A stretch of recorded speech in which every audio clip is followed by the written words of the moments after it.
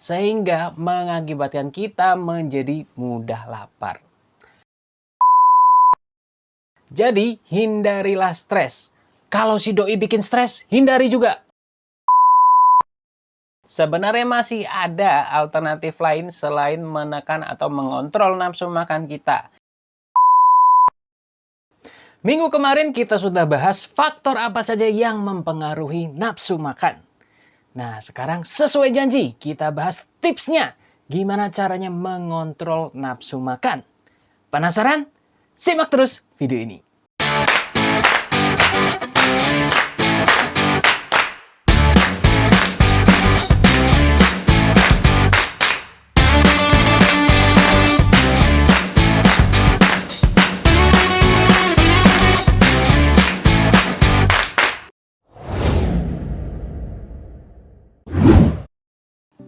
Hai semua, piye kabare? Sek penak zamanku toh? Salah. Ya iyalah penak situ yang nimbun. Waduh, awas bos, nanti hilang. Oh iya salah. Maksudnya lagi ngomongin mantan. Bukan seperti yang kalian pikirkan. Lagi heboh, lagi seru kasus polisi menembak polisi. Hah? Tapi kita nggak akan bahas itu sih. Cuman sekedar info. Sebelum mulai topik pembahasan hari ini, seperti biasa saya mau menyapa dulu buat yang baru pertama kali mampir ke channel ini. Selamat datang saya ucapkan. Terima kasih sudah klik video ini. Tumben mbak, nggak ngatain template. Sesekali gak apa-apa lah. Tumben nih baik. Ya udah, template bos. Melanjutkan minggu kemarin tentang nafsu makan. Hari ini kita akan membahas tipsnya. Tips-tips untuk mengontrol nafsu makan. Kira-kira tipsnya apa saja nih? Langsung saja yang pertama, cukup tidur. Seperti yang kita sudah bahas kemarin. Masih ingat kan? Masa udah lupa? Jangan cuma si dia aja yang diinget-inget terus. Sadar ya. Kurang tidur bisa mengganggu keseimbangan hormon kita. Hormon kita mempengaruhi nafsu makan kita. Ketika kita kurang tidur, produksi hormon grelin akan meningkat, sedangkan produksi hormon leptin akan menurun, sehingga mengakibatkan kita menjadi mudah lapar. Hal ini sudah banyak penelitiannya. Bukan cuman itu saja.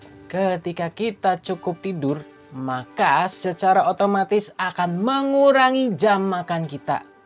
Ya karena nggak mungkin kita tidur sambil makan. Mungkin nggak ya? Yang kedua, olahraga teratur. Masih berkaitan dengan hormon, olahraga bisa membantu menjaga keseimbangan hormon di dalam tubuh kita. Beberapa hormon yang bisa dipengaruhi oleh olahraga atau aktivitas fisik kita seperti hormon endorfin, serotonin, dopamin, adrenalin, dan lain-lain. Yang ketiga, hindari stres. Lagi-lagi masih berkaitan dengan hormon. Stres sangat mempengaruhi hormon kita dan otomatis mempengaruhi nafsu makan kita. Pernah dengar emotional eating? Kebiasaan makan ketika lagi stres. Nah, itu salah satu contohnya. Jadi, hindarilah stres. Kalau si doi bikin stres, hindari juga. Bercanda ya, ntar saya pula yang disalahin. Yang keempat, cukup minum. Sudah sering dibahas nih. Ketika kita cukup minum atau cukup hidrasinya, maka kita bisa terhindar dari rasa lapar yang palsu. Tapi tidak dengan harapan yang palsu. Apa coba? Selain itu, dengan kebiasaan minum sebelum makan dan minum setelah makan, maka bisa menekan nafsu makan kita. Kok bisa? Ya karena lambung kita terisi dengan cairan tersebut. Yang kelima, cukupi kebutuhan gizi. Kesalahan yang sering terjadi pada saat kita sedang diet menurunkan berat badan adalah terlalu menghindari zat gizi tertentu yang bisa saja mengakibatkan terjadinya defisiensi atau kekurangan zat gizi tersebut. dan berakibat kacaunya hormon-hormon di dalam tubuh kita. Contoh, terlalu menghindari lemak. Tentu saja yang dimaksud di sini lemak sebagai makronutrisi. Padahal salah satu fungsi lemak untuk tubuh kita adalah membantu mengatur keseimbangan hormon. Jadi jangan dihindari, dibatasi, dan dipilih. Lemak trans, lemak jenuh diganti menjadi lemak tidak jenuh yang lebih sehat. Yang keenam, jangan terlalu ketat. Bukan pakaiannya yang jangan terlalu ketat, tapi dietnya yang jangan terlalu ketat. Kita main perumpamaan. Ketika kita sedang diatur oleh orang tua kita terlalu ketat. Nggak boleh ini, nggak boleh itu, nggak fleksibel lah sama sekali. Akhirnya biasanya kita jadi memberontak. Sama halnya dengan tubuh kita, ketika kita diet terlalu ketat, nggak fleksibel, tubuh kita akhirnya juga akan memberontak. Malah bisa balas dendam, binge eating. Yang ketujuh, belajar self-control. Hampir saja salah sebut. Selain dari faktor internal, kita bisa mengajarkan tubuh kita untuk mengatur nafsu makan kita. Caranya bisa bermacam-macam. Bisa dengan membuat jadwal makan atau meal plan. Atau bisa juga dengan puasa atau intermittent fasting. Atau bisa juga dengan mengalihkan ke kegiatan lain seperti olahraga contohnya. Dan sebagainya. Nah, itu tadi tips-tips cara mengontrol nafsu makan.